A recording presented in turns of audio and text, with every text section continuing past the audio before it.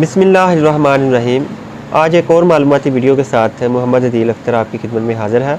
आज हम बात करेंगे कि पाकिस्तान के जो ग्रेजुएट्स हैं वो किस कदर बेरोज़गारी का शिकार हैं, कौन सा शोबा कितने परसेंट एम्प्लॉयमेंट हासिल कर पाया है और कौन सा शोबा ऐसा जा रहा है कि जिसमें बहुत ज़्यादा ग्रेजुएट हो गया और वो बेरोज़गार भी हैं।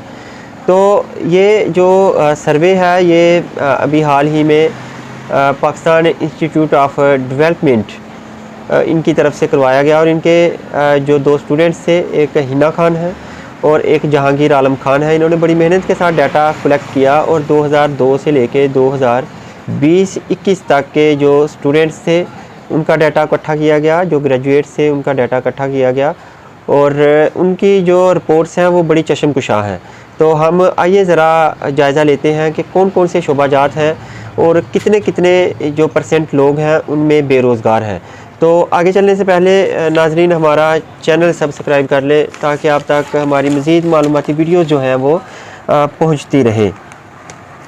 तो पहले यानी आज से तकरीबन 20 साल पहले तक पाकिस्तान में 31% जो यूथ है हमारी वो अनएम्प्लॉयमेंट का शिकार है और ज़्यादातर ख़वातीन जो हैं वो हालांकि पढ़ी लिखी हैं लेकिन उसके बावजूद वो बेरोज़गार हैं और घरों में बैठी हुई हैं। तकरीबन 51% ख़वातीन जो हैं वो बेरोज़गार हैं। और डाटे की तरफ चलते हैं जी कि जो हमारा अनएम्प्लॉयमेंट लेवल था वो 2002 में तकरीबन 6% था और अब वो बढ़ता हुआ तेज़ी के साथ, बड़ी तेज़ी के साथ ऊपर की तरफ जा रहा और 9, 10, 11% तक जा पहुंचा है और इसमें बड़ी तेज़ी के साथ इजाफ़ा होता जा रहा है और अभी तकरीबन 14% के आसपास लोग जो हैं वो बेरोज़गार हैं। इसके अलावा कौन से ऐसे शोबाजात हैं जो कि ज़्यादा बेरोज़गारी का शिकार हो रहे हैं, तो हम जायज़ा लेते हैं। सबसे पहले जो इंजीनियरिंग की डिग्री है, इंजीनियर 2018-19 में सिर्फ 11% बेरोज़गार थे। 2020-21 तक इनकी तादाद जो है, इनकी परसेंटेज वो 23.5% से ऊपर चली गई है। मतलब ये कि इंजीनियरिंग का शोबा इंतहाई ज़वाल का शिकार है पाकिस्तान में। इनमें जो मेल हैं वो तो तकरीबन 9.4% बेरोज़गार हैं, जबकि जो ख़वातीन हैं वो तकरीबन 23% बेरोज़गारी का शिकार है।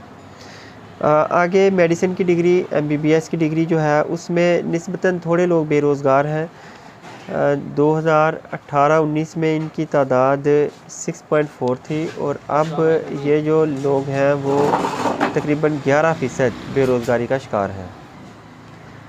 कंप्यूटर एजुकेशन के जो लोग हैं वो 2018-19 में तकरीबन उनकी जो शरह बेरोज़गारी थी वो 14.2% थी और अभी बढ़ती हुई 23% तक चली गई है।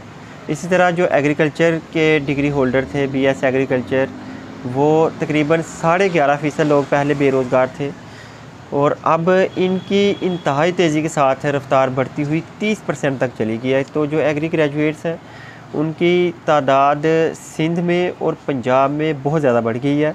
हालांकि ये एग्रीकल्चर के हवाले से दोनों सूबे जो हैं वो बहुत ज़्यादा फसल भी पैदा करते हैं, लेकिन इसके बावजूद बेरोज़गारी बहुत ज़्यादा हो गई है। इसके अलावा जो दूसरी डिग्रीज़ हैं जैसे सोशल सब्जेक्ट्स हो गए, तो उनमें पहले बेरोज़गारी तकरीबन 16% तक थी और अब उसमें भी जो है वो इजाफ़ा 6% इजाफ़ा हो गया है और उनमें भी बहुत ज़्यादा बेरोज़गारी देखने में आ रही है। मज़ीद कुछ डाटा आपके साथ मैं शेयर करता हूँ कि हमारी जो ख़वातीन हैं, ख़वातीन में मर्दों की निस्बत तकरीबन 4 गुना ज़्यादा बेरोज़गारी जो है वो देखने में आई है। मैंने पहले भी आपको बताया कि तकरीबन पाकिस्तान में 51% ख़वातीन बिल्कुल कोई काम नहीं करती, बिल्कुल बेरोज़गार हैं। जो ग्रेजुएट हैं, ग्रेजुएट की बात हो रही है, ये ओवरऑल बात नहीं हो रही। हमारे जो गांव के नौजवान हैं ग्रेजुएट्स, उनमें बेरोज़गारी की शरह जो है वो शहरी इलाकों के रहने वाले जो बेरोज़गार अफराद हैं उनसे ज़्यादा है। ख़वातीन में भी इसी तरह बहुत ज़्यादा बेरोज़गारी देखने में आ रही है। इंजीनियरिंग की डिग्री जो है वो पख्तूनख्वा में इंतहाई ज़वाल का शिकार है, पंजाब में भी ज़वाल का शिकार है और बहुत सारे नौजवान जो हैं वो बेरोज़गारी का शिकार हैं। मज़ीद कुछ डाटा है वो हम देखते हैं कि जो आम सब्जेक्ट हैं जैसे कि सोशल साइंसेस हो गया, तो आर्ट्स के सब्जेक्ट जो हैं इनमें बेरोज़गारी की शरह जो है वो तकरीबन डबल हो चुकी है। तो हमें ये सारा डाटा बताने का आपको मकसद ये था कि जो स्टूडेंट्स अभी ग्रेजुएशन करना चाह रहे हैं या करना चाहते हैं, वो इन हालात को, ये जो मैंने आपके पास चंद डिग्रियों की जो पोजीशन रखी है सामने, इसकी तरफ देखते हुए अपने मुस्तकबिल का फ़ैसला कर सकें। तो इसके लिए बेरोज़गारी जो है इसका मुकाबला करने के लिए नौजवानों को चाहिए होगा कि वो अपनी स्किल्स में इजाफ़ा करें, अपनी लर्निंग में इजाफ़ा करें और इंतहाई सोच विचार के साथ अपने मुतल्लिक़ा शोबे का वो इंतख़ाब करें। तो मज़ीद वीडियो के साथ हाज़िर होऊंगा जल्द इंशाअल्लाह। अल्लाह हाफ़िज़।